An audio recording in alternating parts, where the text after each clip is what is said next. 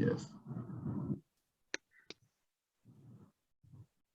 So I think I'm the moderator of the session.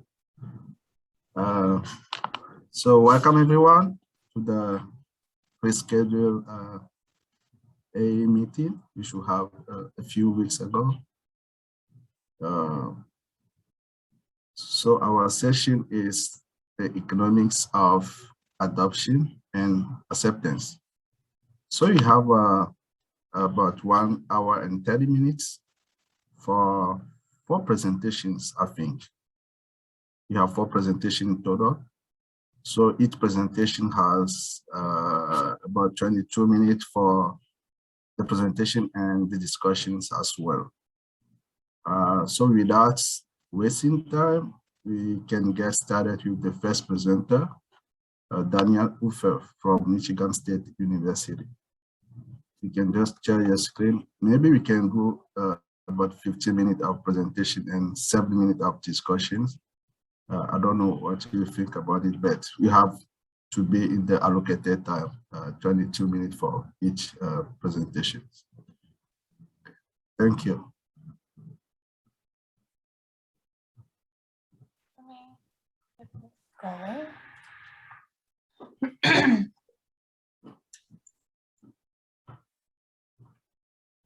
Oh. Yes. You guys see the entire presentation or the presenter view? We can see the slides. Okay. All right. So I'm Danielle Ufer. Thank you, Yalitse, for getting us started here. I did do this work, situational factors and farmer intent to adopt animal welfare improving biotechnology, while I was a graduate student at Michigan State University. But I am also now with USDA Economic Research Service. So just wanted to throw that out, my new affiliation. So. All right, so to dive into the research that we did for this, just a quick background. We were looking at animal welfare and biotechnology issues in the dairy and then also in the pork industries. And one of the things that came up was this idea that not only consumers are the ones that care about these ideas of animal welfare improvements and how biotechnology is being applied in agriculture, but farmers care about these issues too. And the farmers' decisions may not be fully dictated by market influences, at least in some cases. That we're not necessarily assuming that a farmer is a purely profit-driven entity and that they don't have these other influences that are driving their decisions too, just like a consumer. Essentially, farmers are people too. So we wanted to ask what drives a farmer to decide if he or she will adopt a technology or not. And to do that, we looked at a disease resistance gene editing application. The research questions and the hypothesis that we covered with this study were to look at producer motivations to adopt gene-edited genetics into a dairy herd. So are they motivated by more than profit, that idea that these other influences exist or not? And then does the decision context in particular affect the producer's choice? Excuse me. The hypotheses that we were working under based on the background that I just gave is that yes, these what we call non-pecuniary motivations or non-profit oriented motivations are going to be important factors in how these farmers decide to adopt a technology like this or not. And then also that these preferences are going to be heterogeneous with respect to non-pecuniary motivation. So some farmers will look a lot more like that neoclassical economic producer who's very profit oriented and maybe doesn't have a lot of these other motivations driving what they decide. But on the other hand, there might be some farmers who will really overlook profit because they're being driven by maybe an ethical consideration, a philosophical consideration, or maybe some other combination of, oh dear, sorry, of things. So to talk about what these non-pecuniary motivations are, to kind of get into them a little bit more in detail, we categorize them in 2 different ways. First, we had the idea of persistent non-pecuniary motivations, which are characteristics that determine fixed or long-run non-pecuniary motivations. So these are things about a farm or a farmer that don't really change over time, whether they have used something in the past, some sort of biotechnology in the past, or whether they have an ethical objection to biotechnology. Those are going to be things that, that are really characteristic of the farmer and aren't going to depend on the situation where the adoption decision is presented. Which leads to the other categorization, which is a situational non-pecuniary motivation. And these are going to be characteristics that are specific to the decision context, which can influence the farmer's decision. So the specific examples of these that we used, especially in this study, were peer decisions. So whether a large number of farmers in the neighboring area have decided to adopt this technology or not, that's something that's going to vary over time and is going to vary with the context, with the timing of when that decision is presented to a farmer. And then also an expert recommendation. For example, whether the veterinarian thinks that, that this is a good or a bad idea, or whether an extension agent has expressed an opinion on the adoption of this technology. To elaborate a little bit more on the persistent non-pecuniary motivations that we looked at, these include things like the degree to which a farmer prioritizes animal welfare on their operation, whether they find that to be something extremely important to them, or maybe it's something that they have a minimal level that maintains their profitability and their comfort level with their animals, but it's not necessarily something that they care a ton about. Interest in novel technology. So being at the forefront or the frontier of dairy farming and really trying to keep up on that technology treadmill and being very proactive in keeping the most modern technologies on their farm. Past or current use of genetically modified organisms on their operation, in this case, growing them as feeds, which would indicate that a farmer doesn't necessarily have an opposition to using genetic biotechnology, at least not in plants. Past use of animal biotechnology on the operation. So in this case, the use of recombinant bovine somatotropin, or RBST, which is a biotechnology that has been used in animals and has some animal welfare implications. So whether a farmer has been willing to adopt that in the past, especially given that it has some uncertainty around consumer acceptance, or it did at the time.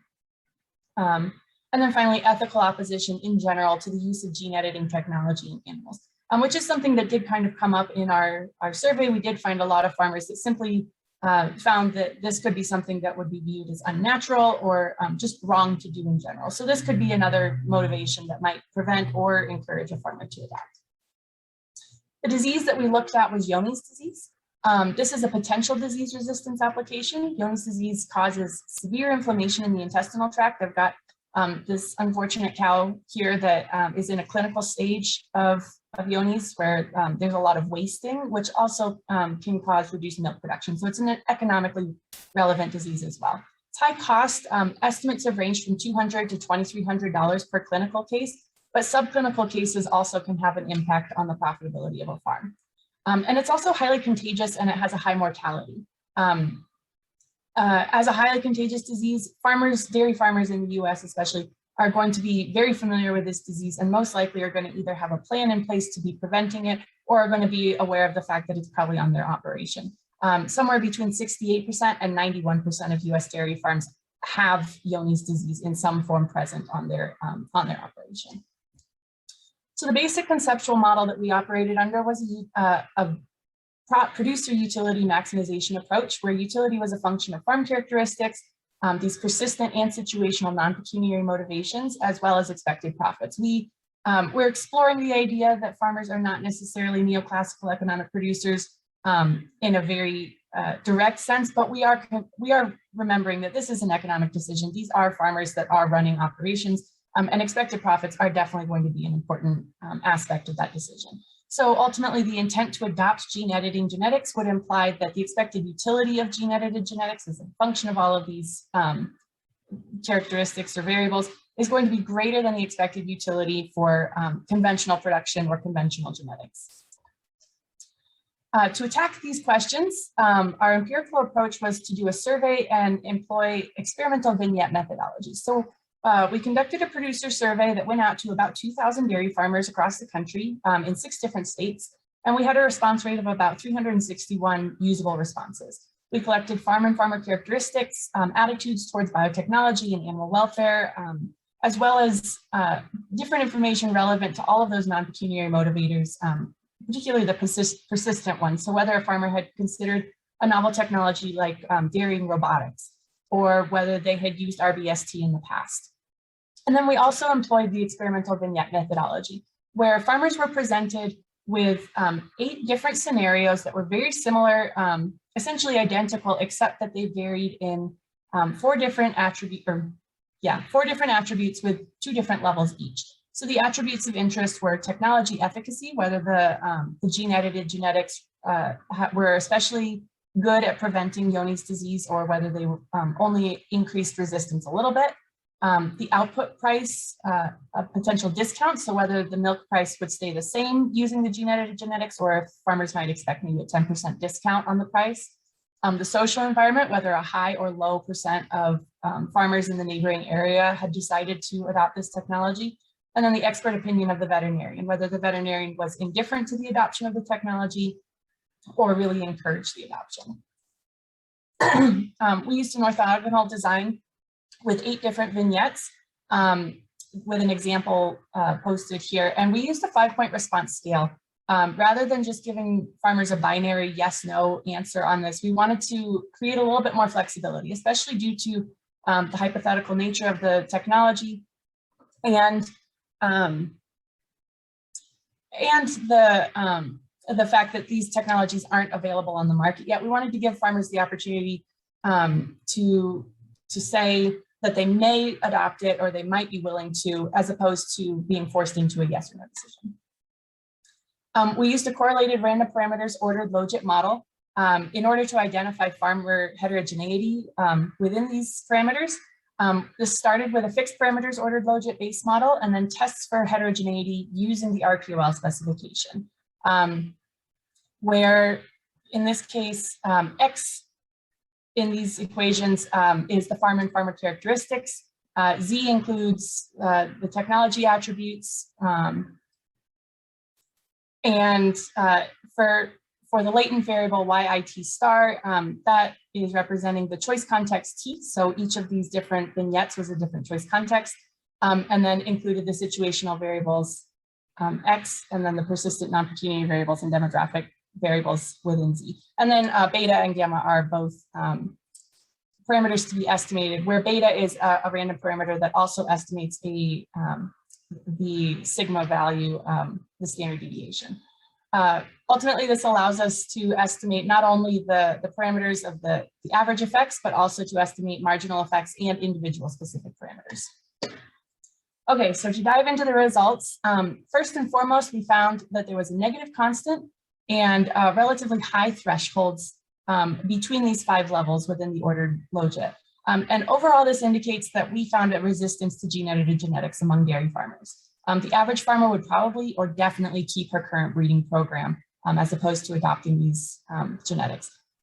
The least likely or more less likely to adopt were women, as well as farmers who had especially large operations, more than 500 head. And one of the reasons for this might be that the farms with larger herds, where we might expect them to be more willing to take on the risk of a novel technology. In the case of the technology being genetics, because these farms often tend to have a higher turnover, higher culling rate within their herds, it might be harder to establish those genetics and less worthwhile for some of these farmers to attempt to adopt them. So that was one possible explanation there. As far as farmers who were more likely to adopt, we found that to be college-educated farmers, as well as more experienced farmers and farmers with experience having a case of Johne's on their farm in the past, which definitely makes sense that farmers who have seen what this disease can do, how costly it can be, how harmful it can be to their cattle, might be more willing to explore options which could help prevent that disease in the future. In terms of the variables included in the vignettes, we found that a price discount did have the largest effect. It increased the likelihood of absolute rejection, of that definitely not adopting, by 31.8%. So despite the fact that we've been looking at the possibility of farmers being more complex than this neoclassical economic producer, overall price is still going to be the biggest driver or the most influential driver. But with that being said, we still found the situational variables were still significant. High peer adoption as well as veterinary encouragement both increased the likelihood of intent to adopt the technology, as did some persistent non-pecuniary variables too. We found a negative effect for animal welfare concern, which actually indicated that despite the fact that these genetics were intended to improve animal welfare, farmers that really had a focus on animal welfare didn't find that compatible with gene editing of the animals. So the more that a farmer cared about their animal welfare, the less likely they were to want to edit the cow's genetics. In contrast, we found a positive effect among farmers with a favorable attitude towards gene editing, which makes sense that those farmers would be more willing to adopt, as well as farmers who were more interested in novel technologies in the industry, like robotics, and those who had been willing to use animal biotechnology in the past, like RBST. Overall, this finding indicates that given the complexity of the farmer's decision, the different influences that are actually acting on that adoption decision, these non-pecuniary effects, while smaller than the profit effect, may be substantial enough in aggregate to eventually override the profit optimal choice for some of these producers.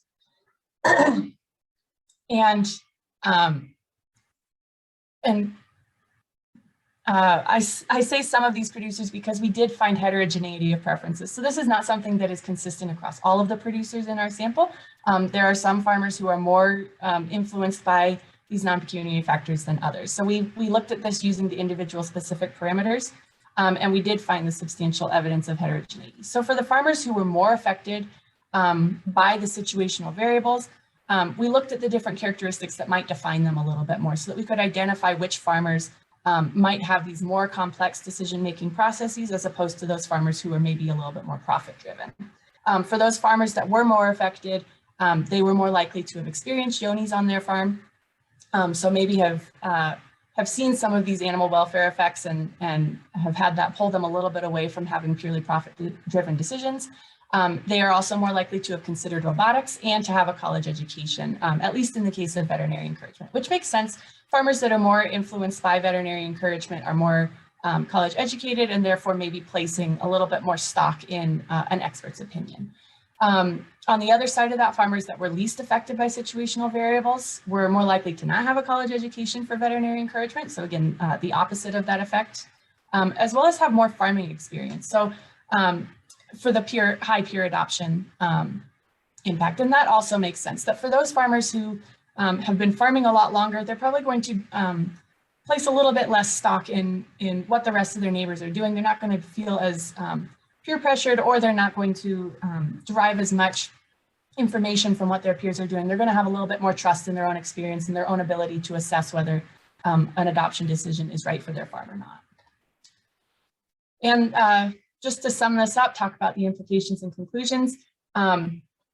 In looking at all of this, it's important to remember that with these gene-edited genetics, farmer acceptance is going to be a necessary but not a sufficient condition for adoption. So before these technologies can even enter the question of whether consumers will really accept them, it's going to have to get past the gatekeeper of the farmer. So this is really an important thing to be looking at.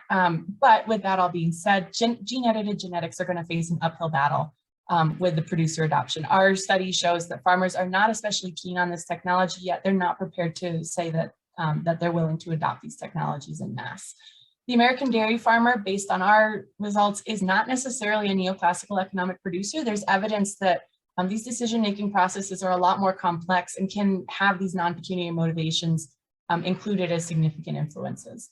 And finally, some farmers are going to be more responsive to these non-pecuniary variables than others. And it's going to be important to identify which farmers are which and how they respond to these different variables in order to maximize the probability of these technologies being able to get into the marketplace and have the benefits that the developers are looking to have. And that's all I have. I'm happy to take any questions. I hope I didn't go too far over time. Oh, not at all. That was perfect. Thank you. Any question? Suggestion?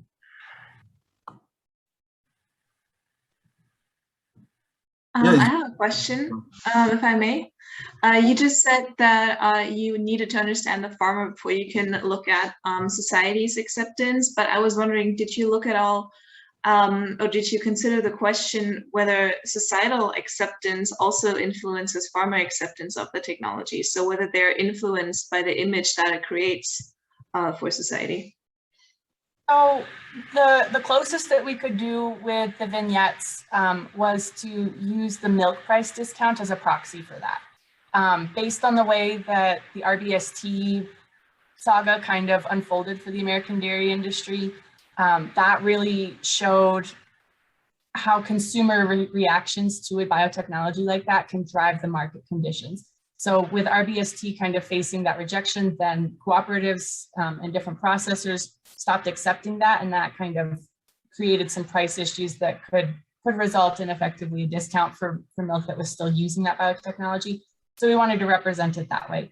I think that that's definitely an important avenue of research to further go into, especially as the dairy industry in particular kind of faces some PR struggles with the image that they have and how consumers react to that outside of even just the market conditions. But no, we didn't get to do anything more specific than that within this study. All right, thank you.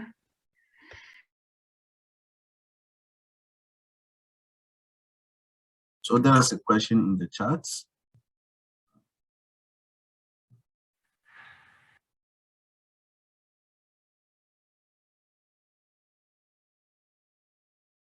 So yeah, is there potentially a network effect relating to adoption, more likely as other farms have adopted? I would say that yes, that's something that could be the case. Given the way that technologies are being adopted in the US right now in the dairy industry, I think that that's something that might be a little bit further down the road. Things like robotic dairying technology or another big technology, it's not biotechnology necessarily, but like methane digesters.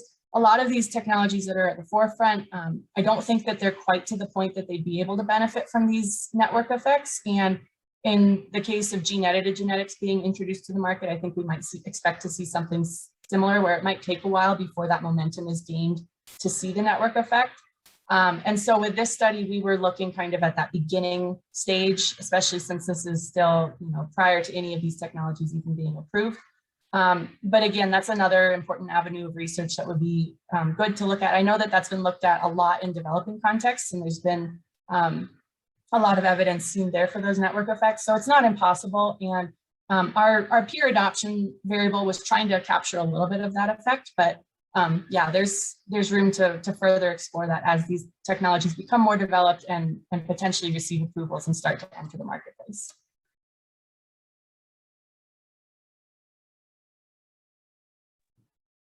All right, so thank you for the presentation. I think there's no more question. We move on to the second presenter, Olivia.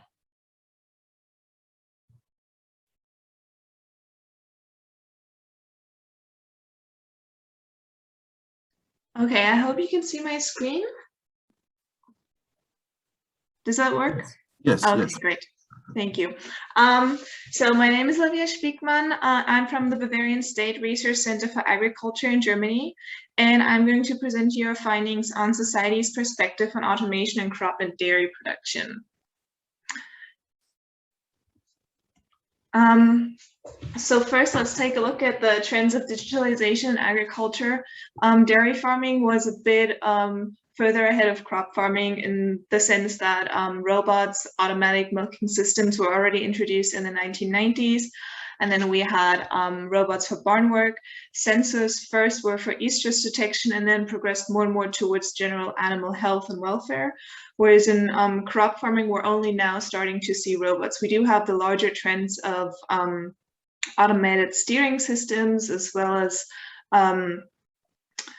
section control, but really what we're interested for this presentation are also the trends of automated hoeing and spot spraying, specifically in the context of robots. But with all this research on agricultural technology, we see that most of the social science focus is on economics and environmental effects, as well as animal welfare effects. But society is really neglected in this context, even though it's an important part of the sustainability concept, as well as the concept of responsible research and innovation, which the European Union uses for its decisions to fund research, stating that innovations really need to also focus on the impact that they will have on society. Now, why is this even important? Why do we need to look at the approval of an actor that is not even using the technology with genetically modified organisms, especially in Germany and Europe at large. We saw that the public opposition to this technology actually prevented the market entry. And with all the environmental and animal welfare benefits that we expect from digitalization, we want to make sure that the public is informed objectively and is able to make an informed decision. We know from a farmer survey that farmers are actually very apprehensive of the image that they will create by buying robots. They fear creating an alienated image of agriculture, and that actually negatively correlates with the plan to buy robots. And we also know about the German public more generally that they're not really decided on what they think about digital agricultural technologies. A lot of them are still very undecided. So what we did to look into this in more detail is we have data from a nationwide online survey conducted in Germany 3 years ago already. And we looked at demographics, of course. We looked at attitudes measured on 5-point Likert type scales. We had spontaneous image associations from both dairy and crop farming. And we had 3 discrete choice experiments. And in the survey, especially the attitudes covered different areas of agriculture. We had digital and conventional technologies. We asked about attitudes towards very specific digital technologies, and we also looked at both crop and dairy farming. And what's also very nice about this sample is that first, it's very large, particularly for a country like Germany, and we're representative of the population in terms of gender, age, education, and size of place of residence. Now for the choice experiments. I said there were 3, we're only looking at 2 for this presentation. So one of them covered weed management and crop production, and the other one covered sensor use in dairy production. You can see the pictograms here that the participants were shown. The text is in German, of course, but I guess I'll guide you through it, and then you'll also be able to follow by means of the pictograms. So on the experiment for weed management, if we start in the top right corner, we have the attribute of method of weed control, starting with conventional spraying and then spot spraying and finally hoeing. In the bottom left, we have the tractor type attribute, starting with a conventional tractor, an autonomous tractor, and a swarm of small field robots. And then in the bottom right, we have the price increase, which ranges from none to moderate to strong price increases for wheat flour. And similarly, on the other side of the slide, we have the attributes for the sensor application experiment. The top right is about the method of animal observation for signs of sickness, starting with visual observation and minimum animal welfare. And then we have activity sensors and slightly increased animal welfare. And finally, the use of several sensors and the best level of animal welfare. In the bottom left, we see the level of automation for the farmer. First, we have no automation at all of physical work. Then we have intermediate levels of automation, for example, automatic milking. And then finally, we have high levels of automation, which includes the use of different types of robots to relieve the farmer of physical work. And these attributes were given to the participants in relation to the changes in price of milk. What did we do? Our methodological steps were first we conducted a general hierarchical base analysis, and then we used this analysis to conduct a latent class segregation, which basically meant that we looked at the response patterns of the participants and looked if there were similarities. So basically we conducted a probabilistic cluster analysis, and for both experiments we found that the optimal number of classes was 3, so that we had in each experiment 3 groups that were very similar within their response patterns. We used these 3 classes in each of the experiments to correlate them with the demographic structure and the attitudes to have an overall profile of these groups. We considered 5 attitudes per experiment. So for both experiments, We looked at what participants had to say about farmer leisure time, about openness towards technologies, the importance of family farming structures, and the role of alienation of digital technologies for the farmer.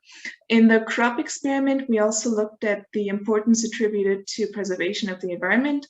And in the dairy experiment, we also looked at the importance attributed to animal welfare. So I'll give you a brief overview of our results, first with the crop production experiment. As I said, there are 3 segments. For this one, we have 2 larger ones and a smaller one. And in the graph, you can see the different levels of importance that were attributed to the attributes. So for example, we see that segment A1 attributed most importance to weed control, barely cared at all about the tractor type, and also not much about the price increase, compared to segments A2 and A3, who considered the effect on the price a lot more important. If we look at the attribute levels in a bit more detail, we see that both segment A1 and A2 preferred hoeing compared to segment A3, which actually compared spot spraying, but all of them rejected conventional spraying. We also see that segment A1 is a little more, I guess, interested in novel technologies, and that they prefer swarm robots, whereas the other 2 segments actually prefer conventional tractors. We see that they're a lot better educated, but they have fewer connections to the farming sector.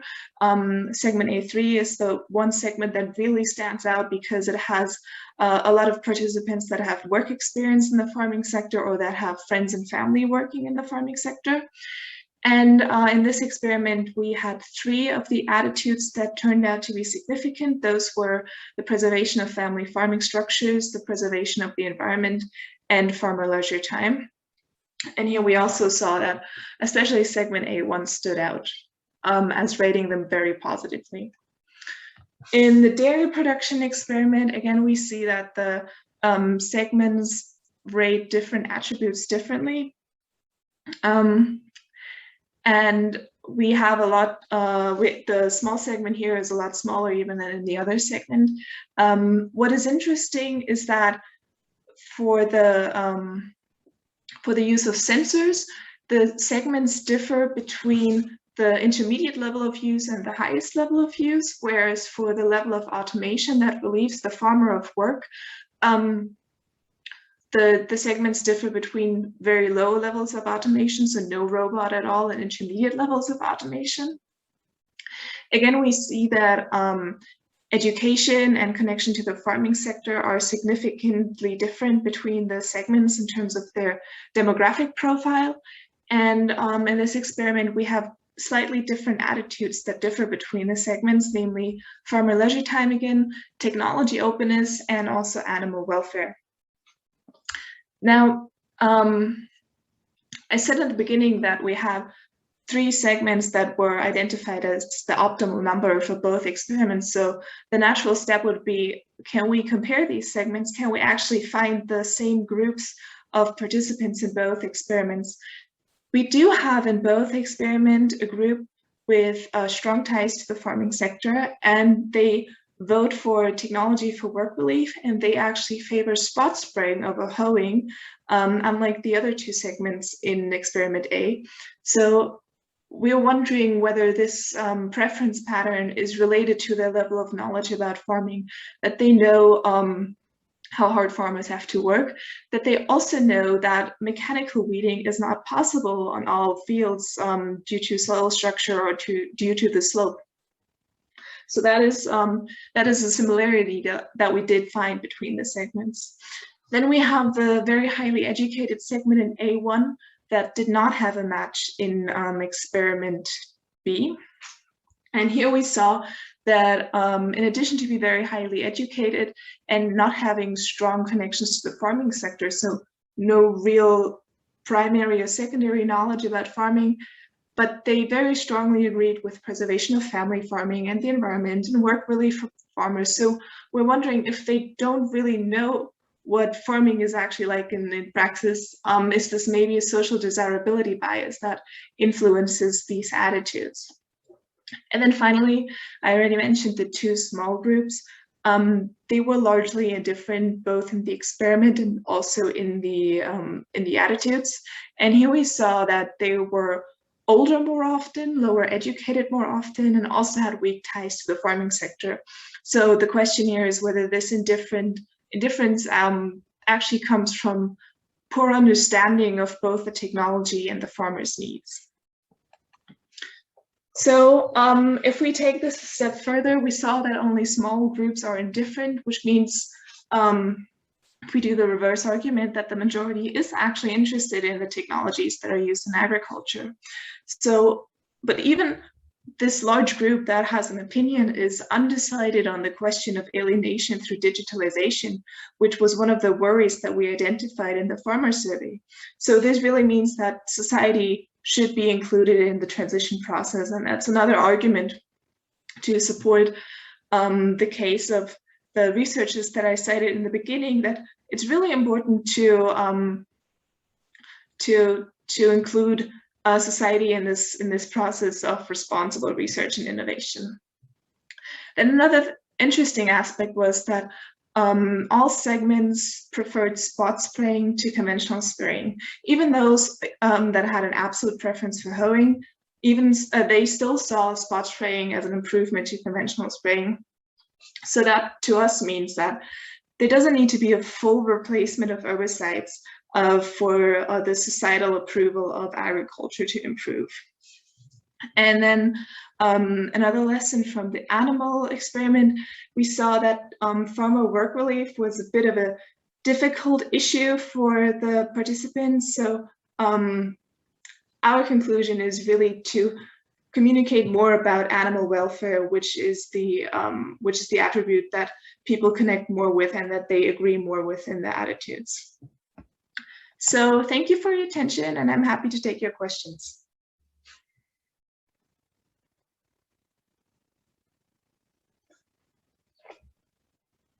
Great, thank you. If anyone has a question, you can just jump in and ask the question, a suggestion. I have a question. The respondents were just general public, non-farmers, correct? Yes, they were general public. They did have the option to say whether they had experience in the farming sector. And we had, I'm not sure about the exact percentage, but it was a very small percentage that indicated that they had work experience in the farming sector. And that includes both present and past. You know, with that kind of experiment questions, I wonder sometimes if the question is too complex for people, casual people, say that I think you basically solicited randomly from the internet participants, unless it was in some way a drawn sample. It was a sample from a professional field service provider, and it was pre-quoted, so it wasn't randomly drawn from the internet. So it was a company that had a panel of respondents, is that yes. correct? Still, sometimes I feel that the question was quite complex. And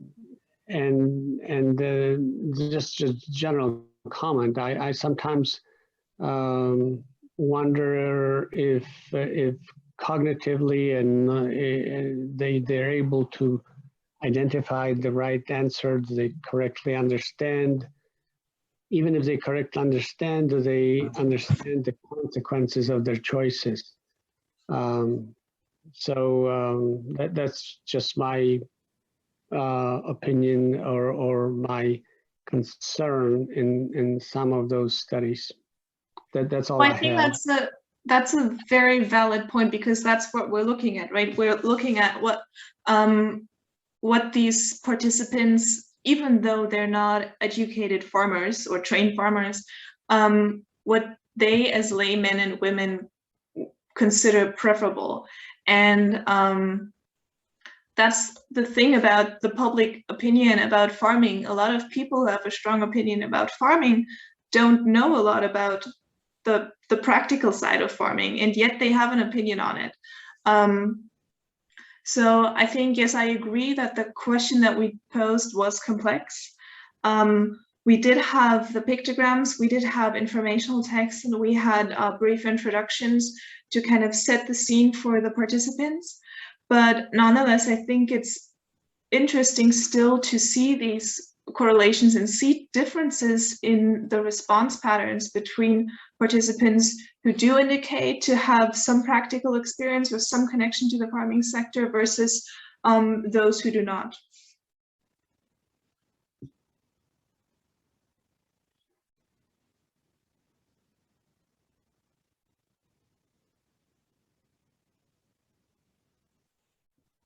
Any other questions?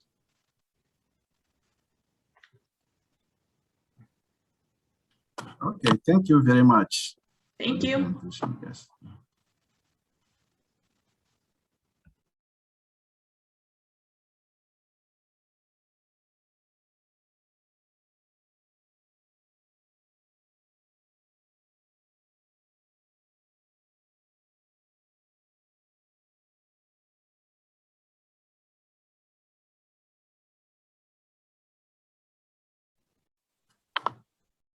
Okay, I think he's, yeah, she is not present.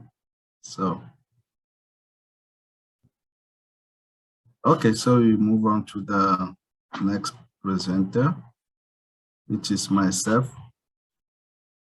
So I'll just share screen.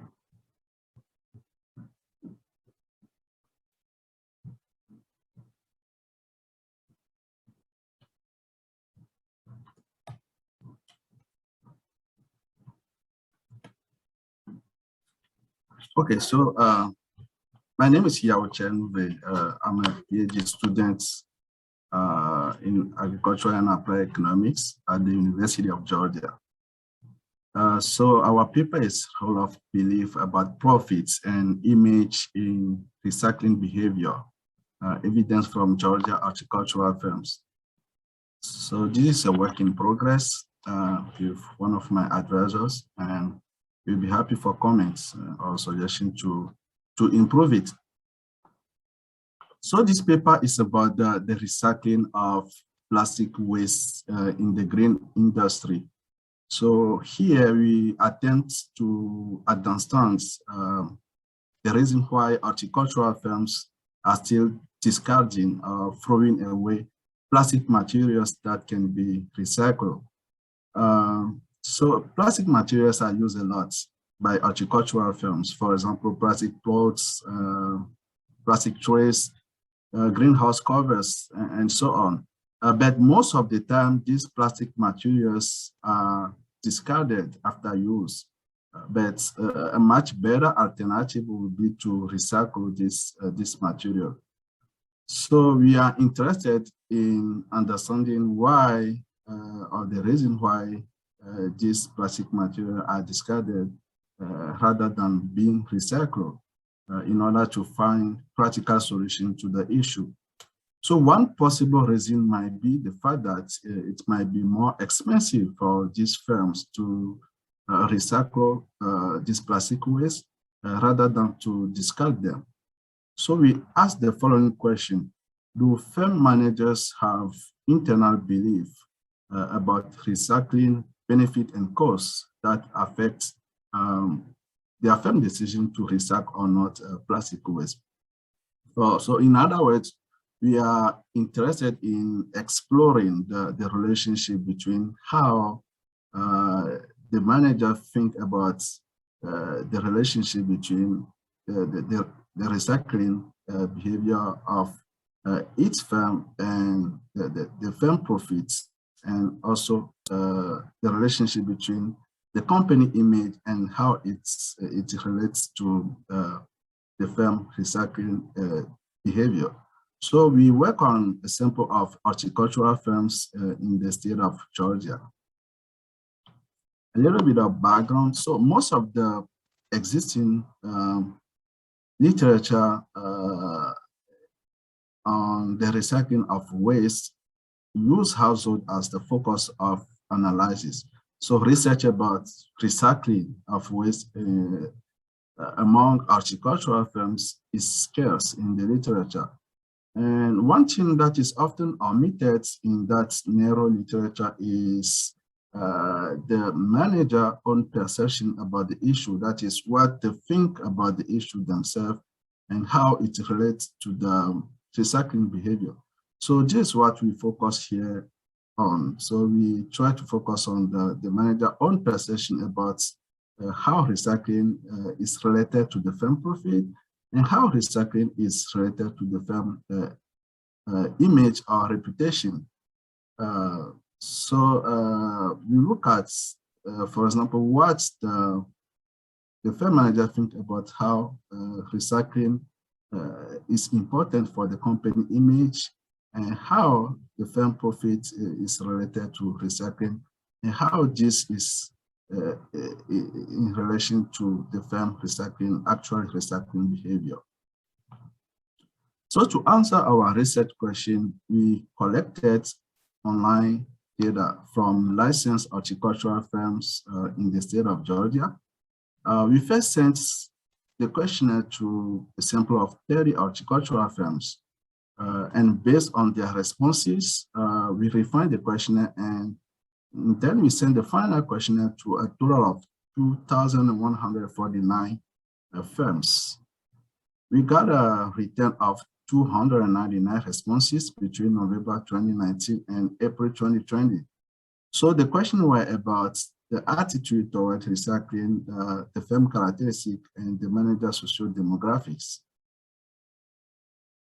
So to measure the belief, this is how we proceed. To measure the belief about firm profits, we ask the following question. Do you think plastic waste recycling is affecting or will affect your company profit? And if the answer is yes, we follow up on that question to understand the extent to which plastic recycling affects or will affect company profit from a scale from 1 does not affect at all to 10 significantly affects company profit. And to measure the belief about firm image, we directly ask the manager, how important do you consider plastic recycling for your company image on the same scale from 1 to 10? So this first model showed the relationship between the belief about profit and the firm probability of discarding plastic materials that can be recycled. So the outcome yi is binary and take the value of 1 if the firm currently throw plastic material that can be recycled and 0 otherwise. But we also use another specification where the outcome is now equal to 1 if the firm recycle waste and 0 otherwise. The belief variable here, which is the explanatory variable, is also binary and take the value of 1 if the respondent believe that each firm profits are affected by recycling plastic waste and 0 otherwise. So the X are a matrix of control variable which includes the firm's characteristics and the manager demographics. So in this second model, that showed the relationship between the recycling behavior of the firm and the belief about the importance of recycling for the firm image. So the yi here take the value of 1. Here also we have 2 specifications. So in the first specification, the y take the value of 1. Basically, is the same thing as the previous model. But here, the major change is the explanatory variable, which is the belief about how recycling is important for the firm image or for the firm reputation. So the belief variable here is ordinal and take the value from 1 to 10 as well. So for all estimation, we use linear probability model. But we made sure also to estimate probit and logits model for the purpose of robustness of our findings. And one thing also that we did is we include in our specification the time the response were recorded in order to control for any potential bias that might arise from the way the response were recorded. Now let's take a look at the result. So this first table showed the descriptive statistics.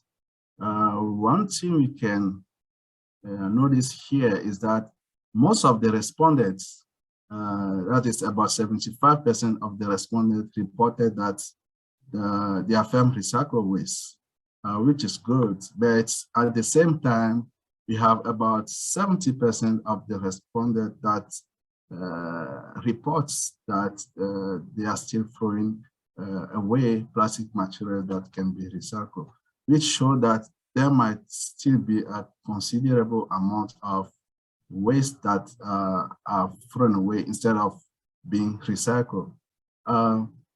So we have also about 19% of the managers that are female and about 23% of the firms that are located in the Atlanta metro area. This table shows the estimated relationship between the belief about firm profit and the probability of discarding plastic waste. So as expected, we found that belief that recycling affects profits is positively correlated with the firm probability of discarding recyclables. So which is consistent with our expectations.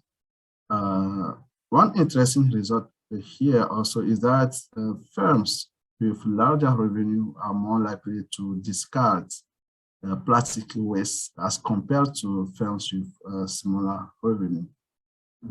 So this is the result of the second specification for the first model, but we do not comment too much on this result because the estimated coefficients are statistically not different from 0.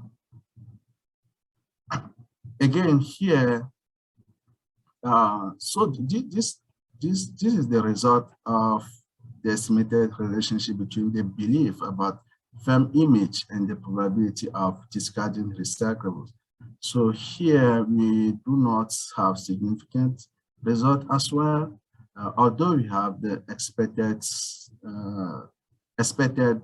direction, expected result here. So, but we could not comment too much on this result as well.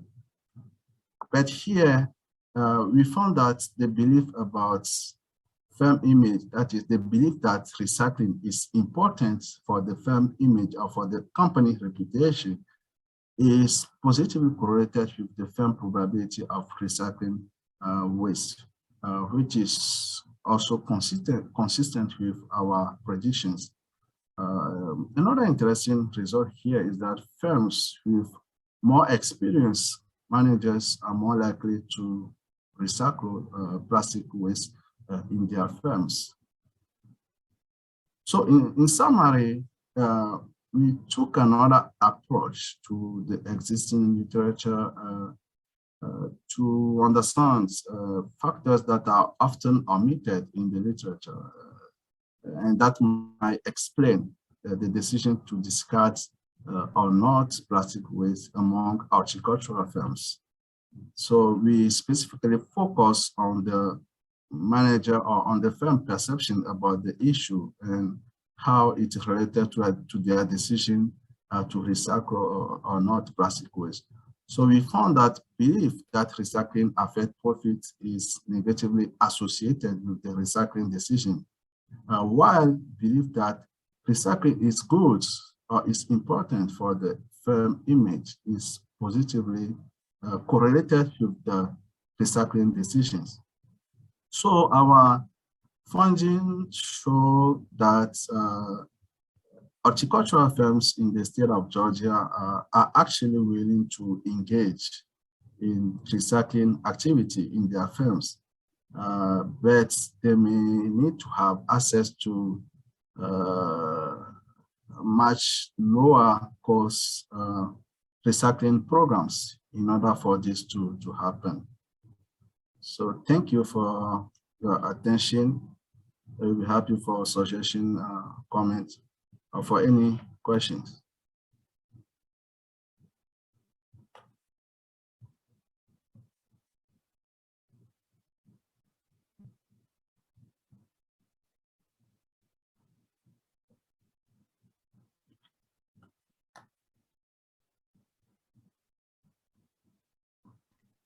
I have a question.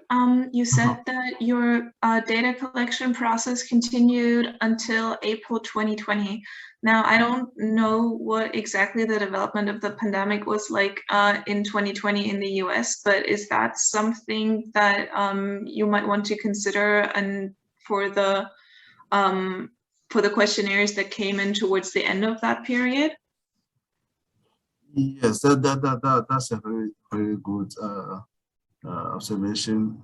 Actually, I think April 2020, we were already in, I think in the beginning of the pandemic.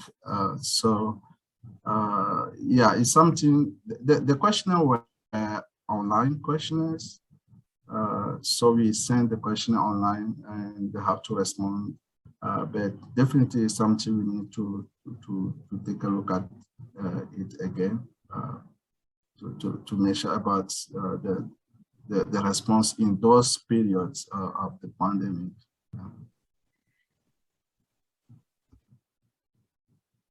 Thank you.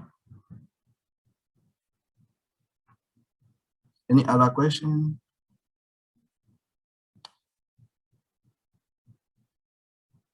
All right.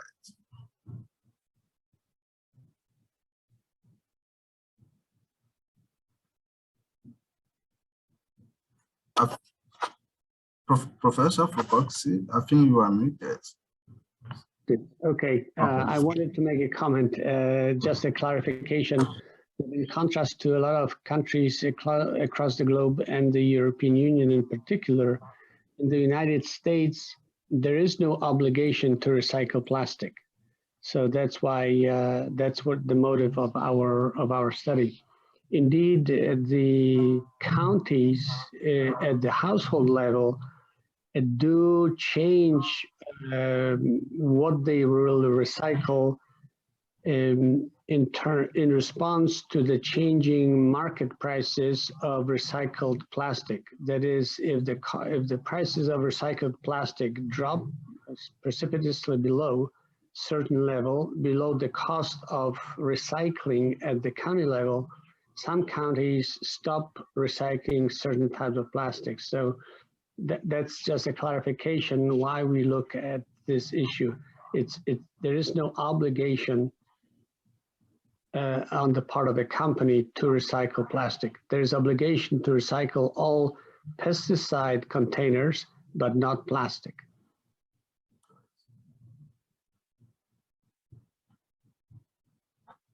Thank you for the clarification.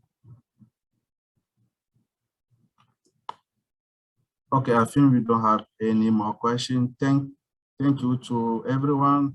Thank you to the presenters and to everyone who attended this rescheduled session. We are happy that we finally did it. And if there's any more intervention, we wish everyone a wonderful rest of your day. Thank you.